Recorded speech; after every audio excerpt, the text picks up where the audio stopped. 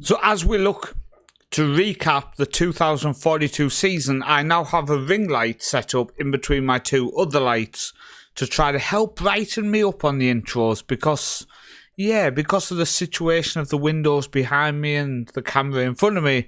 I'd noticed I was a bit dark in a few previous episodes. I do apologise, we are still working on the best setups, etc., especially with this new camera for better quality on the intros. I am also working on the settings for this, so hopefully long term it looks even more crisp. But we are going to head into the end of the 2042 season and recap how we did. This is just an intro, you better believe it. Jesus, that was bad. Yep, welcome to the series. So here we are, the end of the 2042 season, and we're going to start by looking at our under-19s, who have claimed the league title for the third season in a row, winning with 59 points, 118, drew 5, losing only 3 games all season. Really successful season, really nice to see our under-19s continuing to win trophies. And if we go to the under-19 squad, we are looking very stacked, and we have even more talent coming in as well. I've focused massively, and we're going to focus massively on under-19 players going forward in terms of signing as much as I can 16-year-olds, 17-year-olds, and then playing a couple of years in the youth teams. So we mentioned about looking to bring in a lot of young players. Let's have a look at our transfers from the summer, shall we? So first off, our outs, and all of these were out, so let's go through them. First off, Raw Stober. Disappointing he's left us, but he never did anything. I sent him out on loan twice. Sorry, once time. Didn't he go on loan to... Yeah, he went on loan to Junker and did nothing. Came back to us, went on loan to Hamcam, didn't score a single goal, went on loan to Hamcam again, only scored 1, and just never looked fantastic. So I've ended up selling for 1.3 million plus 50% next sale to Napoli. We'll see how he does. I can't see him being successful there, but maybe he'll move on and we'll get some money. The next one, Marko Bozic, has gone to Al Ettifaq for 7.5 million plus 50% next sale. I didn't really want to sell him, but he was complaining that he wanted to go to Saudi Arabia, so he's ended up leaving us. And it's a decent amount of money, to be fair.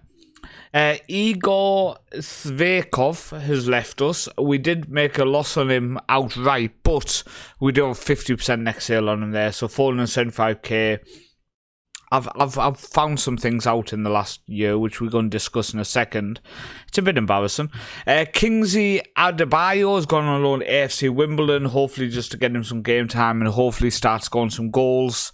Jörn Hetland's gone to Real Betis, a player who we just couldn't secure, and they end up picking him up.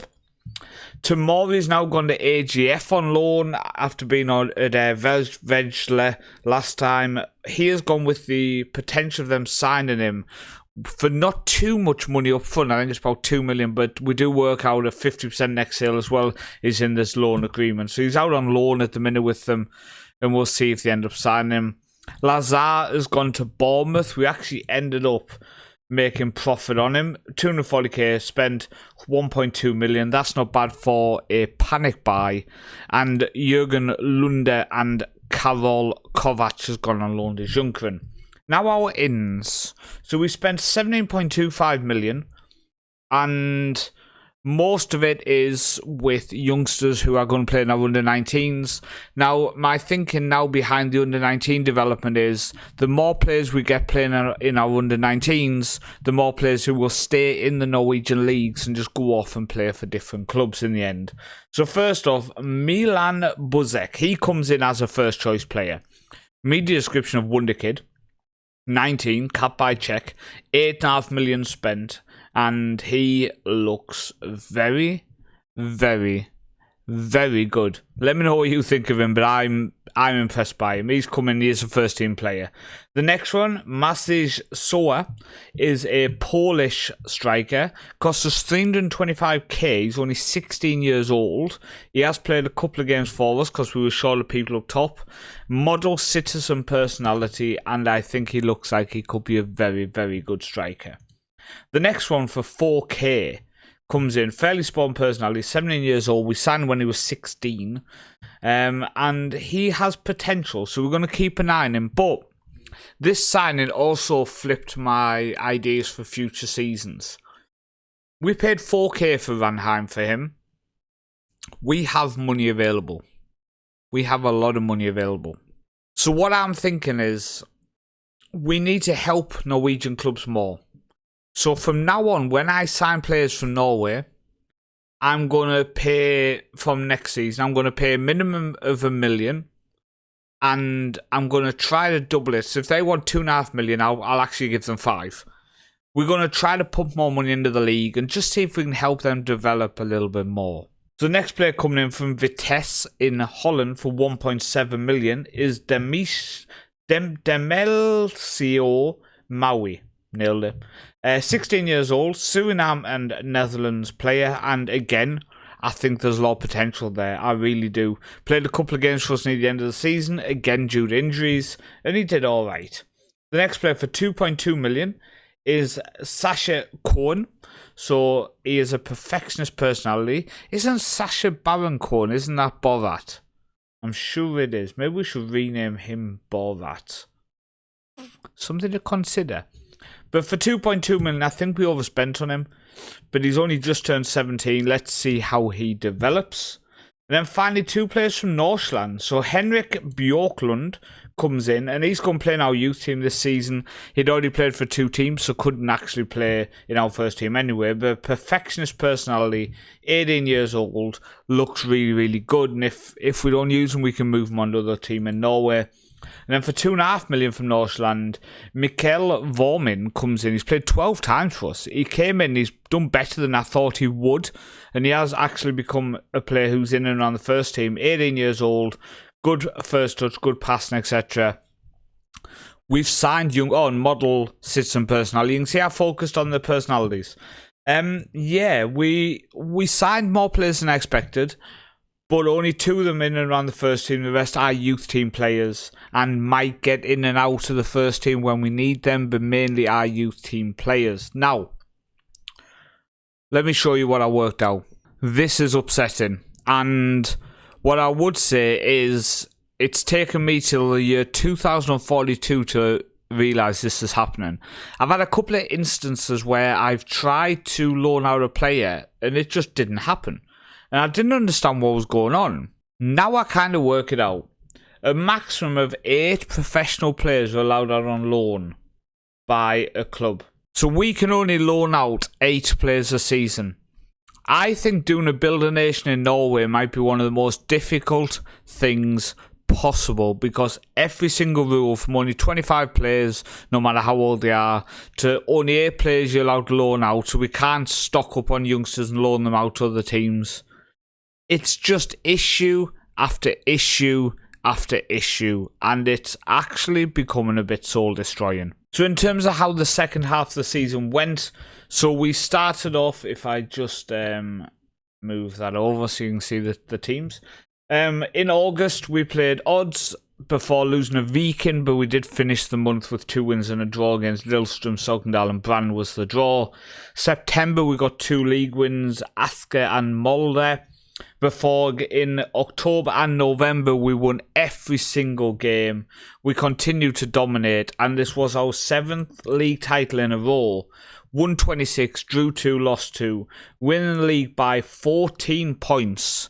And I was over the moon with how controlling, how dominant, how fantastically well we played.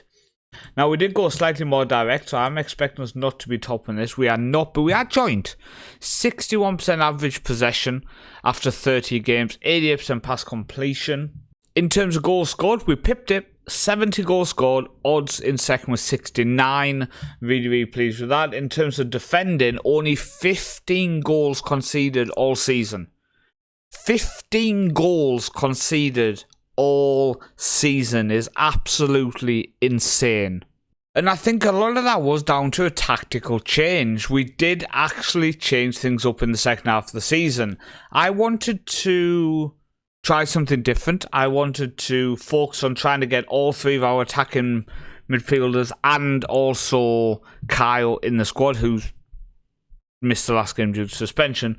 But I came up with this, and we also have this as a defensive version of it. But the 4-2-3-1 with Narrow, both of these are told to move in the channels. So Maida and Anthony move in the channels. So we do get some width from them.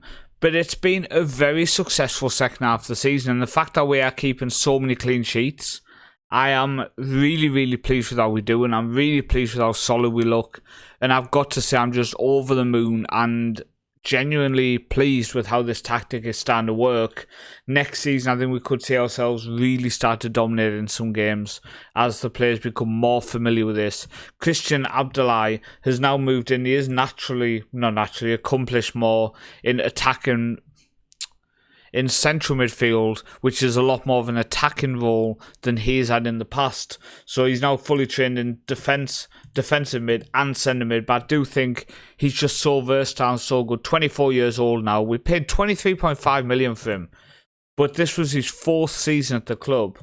Even though he didn't play a single game here because he'd already played for 2 teams. But his 4th season at the club, and he's really coming into his own now. And you can see he's almost played every single league game every season as well, which is just insane. So in terms of how the players did in our team this year, then our top goal scorer with 29 goals in 38 games is Samuel Krall. He is now 20 years old. Remember, we paid 850k for this guy. 25 goals in all competitions, 20 and 25 in the league. And if you go on here, 850k, he scored 10 and 14 in first season. In his second season for us, when he would have been 19, he scored 17 in 24.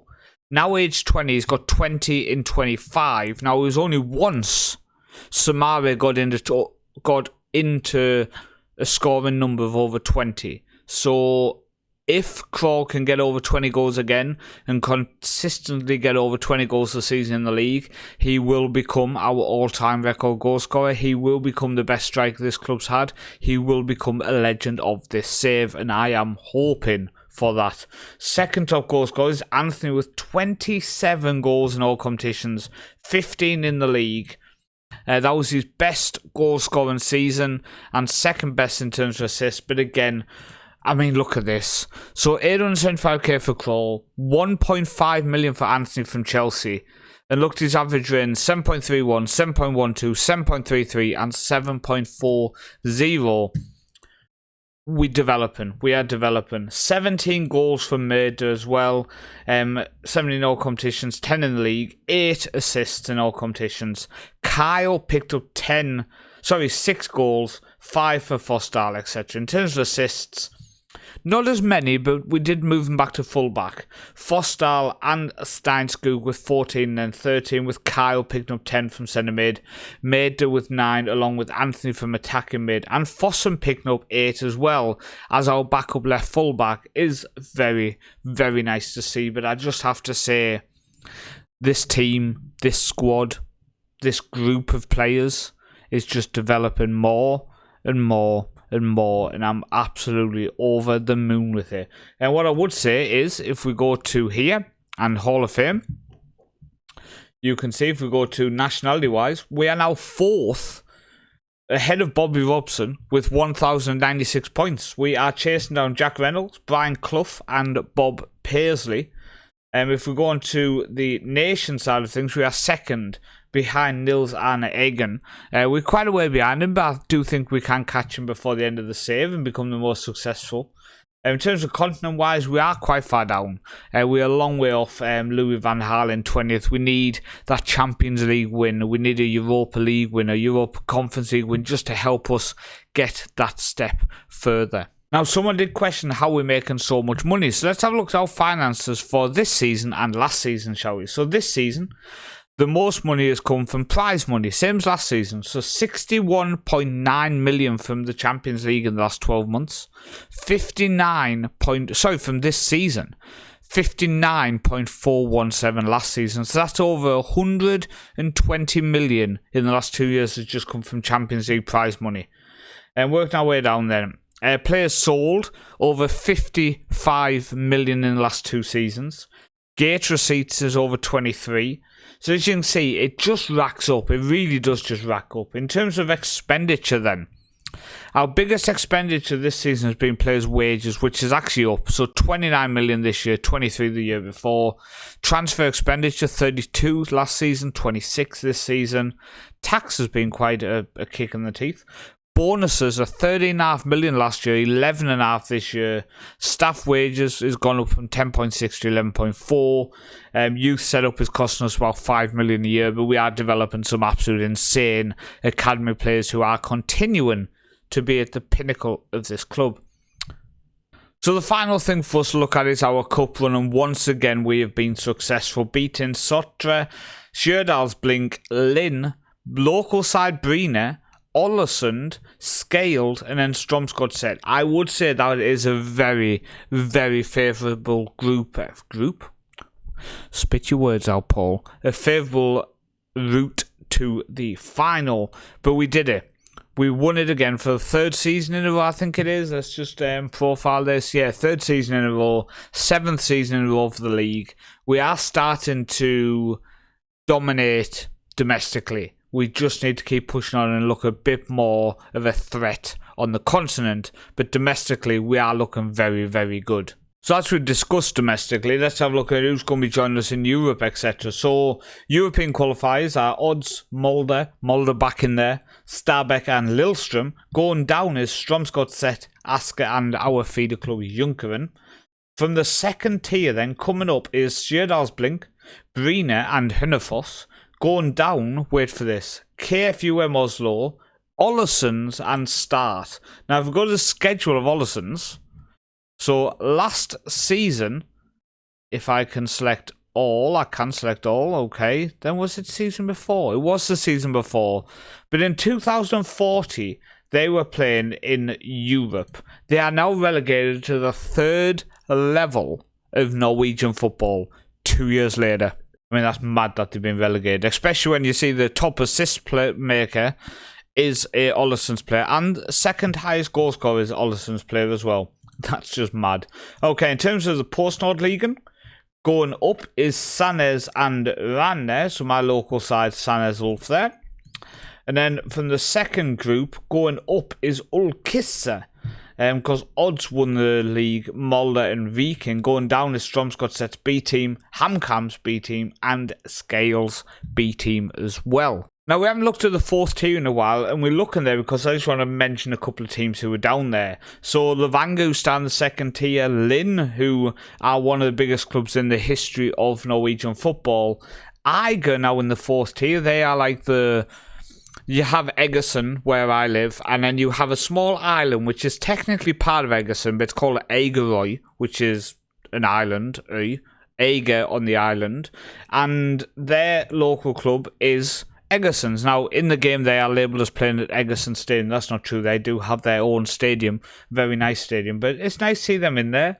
Vaha as well, who are a local side to me. Let's have a look through. See who else has dropped down massively, shall we? So nobody really standing out to me. Stål Joppeland, for some reason, are not playing in the same division as Eiger and stuff, which doesn't really make sense. Looking at the next one, Ern Horton, the manager of Egersund in real life, was at that club before. Mandal, who are a local club to me, finishing runners-up. FK Vida, local to me. Jerv are, well, they're not local, but they should be in the same division as Egersund and stuff. This is one of the issues I found with Football Managers. Doesn't sort these divisions correctly. And the final group here, looking through, I can't see anyone standing out. So I do think Lyngdal should be probably in the same group as well, just pointing that out. So I think the biggest one to mention is the fact that Lynn are now back down in this level again. Now, they are quite famous for the fact that they got relegated to the amateur levels and have worked their way all the way back up in real life to the 2nd tier with one of the biggest followings in Norwegian football. But that is it for this episode. We've recapped the 2042 season. We had a successful year. I am absolutely over the moon as we close in on 900 career appearances as manager. What's the name? Yeah, we'll go with appearances. But I want to thank you for watching. Stay tuned in the next video where we will recap the 2041-42 European campaign as well as the start of the 2042 season 43. I've been Paul, also known as Northman. I'll see you next time.